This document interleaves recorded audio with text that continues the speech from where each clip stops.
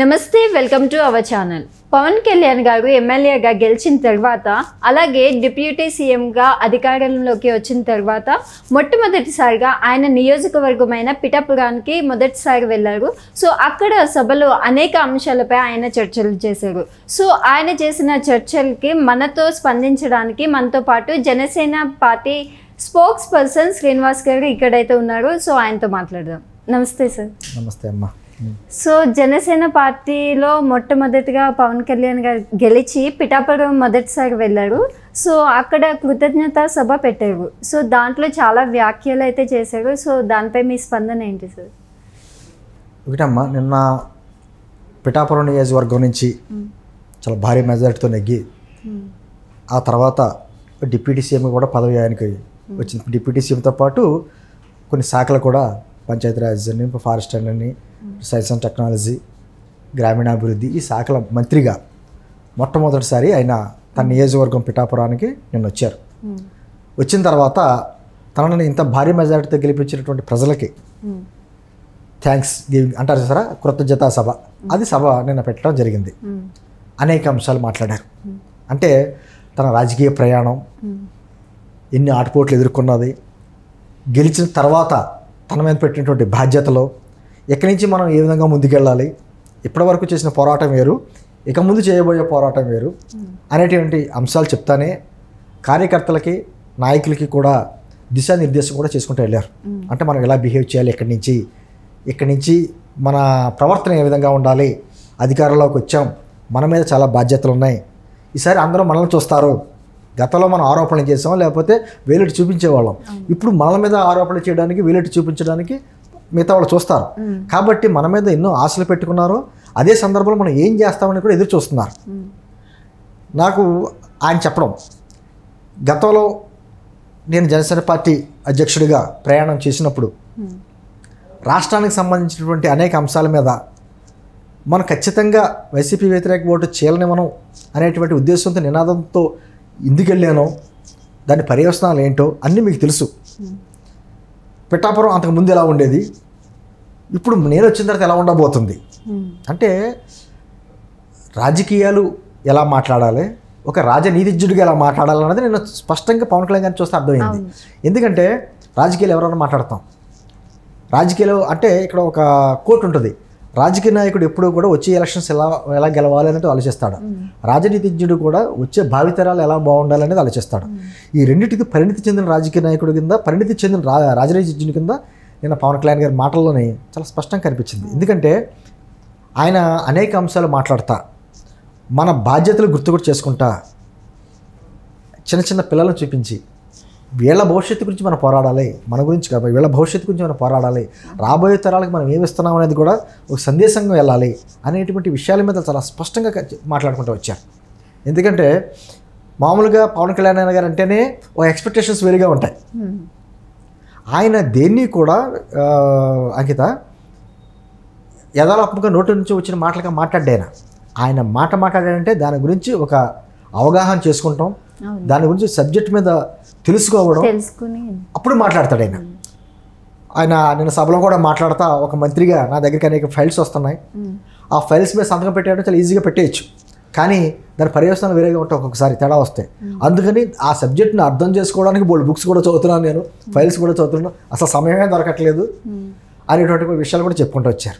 అంటే ఆయనకున్న శాఖల మీద అవగాహన పెంచుకుంటానే అదే సందర్భం, అంటే మంత్రి అంటే రాష్ట్రానికి సంబంధించిన వ్యక్తి, అదే సందర్భంలో ఒక ఎమ్మెల్యేగా పిఠాపురాన్ని కూడా డెవలప్ చేయవలసిన బాధ్యత ఆయనకు ఉంది. అది కూడా చెప్పుకుంటూ వచ్చారు ఆయన. పిఠాపురాన్ని కూడా ఒక మంచి నెంబర్ 1 మోడల్ నియోజకవర్గంగా నేను తీర్చిదిద్దుతాను. ఎందుకంటే గత 5 సంవత్సరాల్లో మొత్తం వ్యవస్థలను చిన్నభిన్నం చేసుకుంటూ వెళ్ళిపోయాడు గత ముఖ్యమంత్రి. ఆ ఉదాహరణ కూడా చెప్పుకుంటూ వచ్చారు.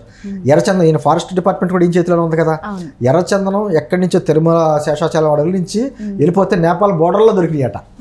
అంటే చెక్ పోస్టుల వ్యవస్థ ఎలా ఉంది, అందులోనే పెద్దిరెడ్డి రామచంద్రారెడ్డి గారి తాలూకా వ్యక్తులు ఏ విధంగా దోచుకుంటూ వెళ్ళిపోతున్నారు అనేటువంటి అంశాల మీద అన్నిటి మీద చర్చలు అన్నమాట. అంటే మన వ్యవస్థలు ఎలా ఉన్నాయి, మన వ్యవస్థలను బాగు చేసుకుంటానే, నాకు ఇచ్చిన శాఖల మీద దృష్టి పెట్టి వాటి మీద కూడా వర్క్ చేసుకుంటానే అదే సందర్భంలో పిఠాపురాన్ని కూడా బాగు చేసుకోవాల్సిన బాధ్యత నాకు ఉంది అనేటువంటి అంశాలు చాలా, అంటే ఎప్పుడూ రాజకీయం కాదు. ఆయన మాటల ఉద్దేశం అంటే ఎన్నికలు అన్నాయి రాజకీయాల్లో భాగమే తప్ప ఎన్నికలే రాజకీయం కాదు. మన వాళ్ళు ఎప్పుడు ఎలా ఆలోచిస్తారంటే మళ్ళీ నెక్స్ట్ ఎలక్షన్ ఎలా గెలవాలి, ఇప్పుడు అధికారంలోకి వచ్చేసింది కాదు, మళ్ళీ వచ్చే ఎన్నికలకి ఎలా వచ్చేయాలి అధికారంలోకి ఆలోచిస్తారు తప్ప మనకి ఇచ్చిన అధికారాన్ని ఏ విధంగా సద్వినియోగం చేసుకుందాం, ప్రజలు మన మీద ఎన్ని ఆశలు పెట్టుకున్న ఆశల మీద మనం నెరవేర్చగలమా, నెరవేర్చడానికి మనకున్న అవకాశాలు ఏంటి అంటే ఆంధ్రప్రదేశ్లో పరిస్థితులు గతానికంటే ఇప్పటికి చాలా భిన్నంగా ఉన్నాయి. ఏదైనా చేద్దామన్నా ఖజానాలు ఖాళీ.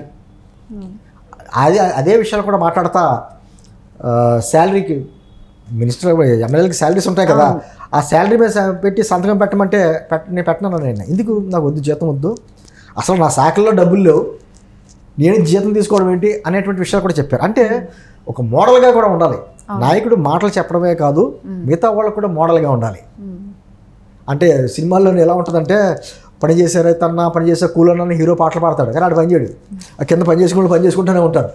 అలా తన కూడా పని చేసుకుంటా పాట పాడాడు. అంటే ఒక మాటలతో చెప్పడమే కాదు ఒక రోల్ మోడల్గా ఉండాలనేటువంటి ఉద్దేశంతో ఆయన రాజకీయ జీవితం పరిశీలించిన వాళ్ళందరూ జాతి గమనించమండి. భారతదేశంలో ఏ రాజకీయ నాయకుడు కూడా కాలమటీస్ మన ఏమైనా ప్రకృతి విపత్తులు వచ్చినప్పుడు కావచ్చు, మొన్న కరోనా టైంలో నుంచి కాదు, తన జేబులోంచి డబ్బులు ఎవడేవలా బయట వాళ్ళు ఇచ్చారు. రాజకీయాల్లో ఉండి ఒక పదవులు అనిపిస్తున్నాడు ఎవరో కూడా ఎలక్షన్స్లో కోట్లు ఖర్చు పెడతారు, కానీ ఇటువంటి ప్రకృతి విపత్తు వచ్చినప్పుడు మాత్రం జేబులోంచి రూపాయి తీసేవారు.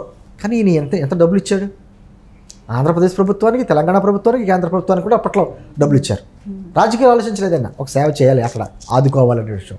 అదే సందర్భంలో కౌలు రైతులకు ఏ విధంగా అంటే ప్రతిదీ కూడా ఆయన లైఫ్ స్టైల్, ఈ పొలిటికల్ లైఫ్ స్టైల్ అంతా కూడా రాజకీయం అంటే ఎన్నికల్లో ఏదో మాయమాటలు చెప్పి గెలవడం మాట మాత్రమే కాదు.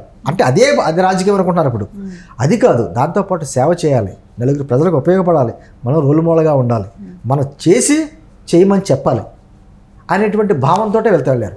ఈ విషయాలన్నీ కూడా నిన్న ఒక కుటుంబీకులతో చర్చించుకుంటాం చూసారా, ఆ విధంగా తన నియోజకవర్గ ప్రజలతోటి అక్కడికి వచ్చిన వాళ్ళందరితోటి చర్చించుకుంటా నా మీద ఇన్ని బాధ్యతలు ఉన్నాయి, నాతో పాటు మీ అందరి మీద కూడా ఇన్ని బాధ్యతలు ఉన్నాయి, చాలా జాగ్రత్తగా గతంలో ప్రవర్తించటే కాదు, మనం చాలా స్టెబిలిటీగా మనం ఉండాలి, క్రమశిక్షణతో ఉండాలి అనేటువంటి విషయాలు కార్యకర్తలకు చెప్తానే నాయకులకు కూడా వారి బాధ్యతలను గుర్తు చేస్తా ఒక అద్భుతంగా సాగింది నిన్న.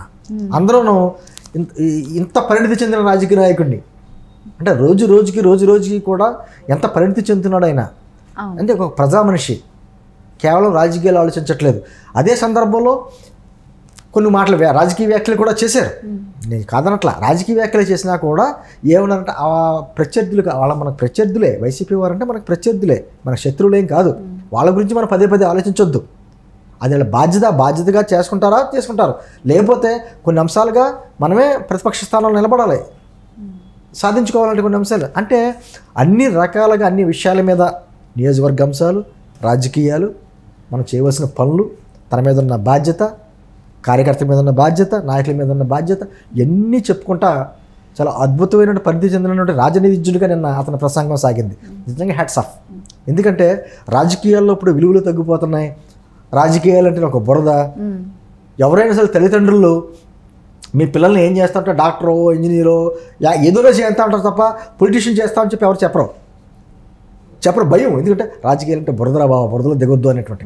కానీ రాజకీయాలు అనేది చాలా ముఖ్యం, ఎందుకంటే రాజకీయాలతో ముడిపడిన అంశం ఏదే ఉండదు, అన్నీ రాజకీయాలతో ముడి ఉంటాయి, కానీ రాజకీయాలు అంటే బురద అంటారు. కానీ రాజకీయాలను కూడా ఒక అద్భుతమైనటువంటి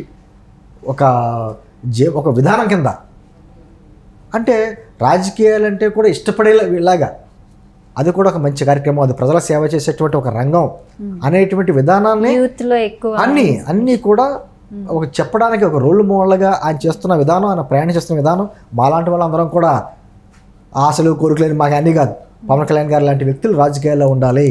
ఇప్పుడు పవన్ కళ్యాణ్ గారు డిప్యూటీ సీఎంగా పదవి తీసుకున్నప్పటికీ ఎందుకు ఆయన సింప్లిసిటీ అలా ఉన్నాడు అంటే అది అంటాను, ఆయన జీవితం అంతా ఈ పదవులన్నీ ఇప్పుడు యాక్చువల్గా పవన్ కళ్యాణ్ గారికి లేనిది ఏంటి, డబ్బు లేదా, ప్రజాబలం లేదా, ఆధారం లేదా, ఎంత ఆయన అనుకున్నటువంటి ప్రజాగళం ఎక్కడికి వెళ్ళినా సరే విపరీతంగా వస్తారు, ఆంధ్ర, తెలంగాణ, కర్ణాటక ఎక్కడికి వెళ్ళినా విపరీతంగా జనం వస్తారు, క్రేజ్ అటువంటి క్రేజ్ ఉన్నటువంటి మనిషి. ఆయనకి ఏం సంపాదించుకోవాలి, ఆయన ఏమీ మరీ చిన్న వయసులో రాజకీయాలు రాలేదు, అలాగే వయసు ఉడిగిపోయిన తర్వాత ముసలితనంలోనే రాలేదు, మంచి ఒక వెలుగుతున్న టైంలో రాజకీయాల్లోకి వచ్చాడు ఆయన. ఎన్నో మాటలు పడ్డాడు ఆయన. అవసరం లేదు ఆయనకి అసలు. ఒక వ్యక్తిగా ఆయన వ్యక్తిగత జీవితాన్ని కూడా దారబోసి వ్యక్తి కుటుంబీకులను కూడా రకరకాల మాటలన్నా కూడా అన్ని అవమానాలు పడి కేవలం ప్రజల గురించి తన సంపాదించిన సంపాదన కూడా ప్రజలకు పెట్టి ప్రజలకి ఒక విధమైనటువంటి సేవ చేయాలని తపంతో అతను ముందుకు వచ్చాడు. మేము పదే అంటాం, వ్యక్తిగతంగా అతను నష్టపోతే అతనికి నష్టం ఏమి ఉండదు. రాజకీయాల్లో నేను ఫెయిల్ అయ్యాడు అనుకోండి, అతనికి వచ్చిన వ్యక్తిగత నష్టం ఏమి ఉండదు, కానీ సొసైటీకి నష్టం. ఎందుకంటే చాలామంది యూత్ రాజకీయాలు రావడానికి భయపడతారు. అరే పవన్ కళ్యాణ్ అంత డబ్బు ఉండి అంత కరిష్మా ఉండి పవన్ కళ్యాణ్ ఫెయిల్ అయ్యాడే రాజకీయాల్లో, మనం వెళ్ళి ఏం సాధించగలం అనేటువంటి ఫీలింగ్ వస్తుంది. అది సొసైటీకి మంచిది కాదు. ఆ విధంగా తను రోల్ మోడల్గా ఉంటూ తను ఏదైతే చెప్పాడో చేయడానికి నిరంతరం నిత్య విద్యార్థి అంటాను నేను ఆయన్ని. ప్రతిరోజు తెలుసుకోవడానికి ఇష్టపడతాడు, అవగాహన పెంచుకుంటాడు, అధికారులతో మాట్లాడుతూ ఉంటాడు. ఆయన ఇంప్లిమెంట్ చేయడానికి ఎటువంటి అవకాశాలు అన్నీ చేస్తాడు. ఎటువంటి ఆశించేది లేదు, ఎటువంటి కల్మషం లేని వ్యక్తి, ఎవరి అవినీతికి అవసరం లేదు అతనికి. అటువంటి వ్యక్తులు రాజకీయాల్లో ఉండాలి, నిజంగా అభినందనీయం. అటువంటి నాయకుడి నీడలో మాలాంటి పనిచేస్తున్నందుకు మేము కూడా చాలా గర్వపడుతూ ఉంటాం. ఓహో మా నాయకుడు ఇంత రోల్ మోడల్ అనేటువంటి విషయం. ఖచ్చితంగా రాజకీయాల్లోనే కాదు తన పాలనలో కూడా తన మార్క్ అంటూ చూపించుకుంటాడైనా. ఖచ్చితంగా అద్భుతమైన లీడర్ అంటే ఎలా ఉండాలి అనేటువంటి విధంగా ముందుకెళ్తాడు. ఆయన చేసే ప్రయాణంలో మేమందరం కూడా భాగస్వాములు అవుతాం. ఖచ్చితంగా మంచి మార్పు తీసుకొని మేమంతా ప్రయాణం చేస్తాం. Okay, thank you so much.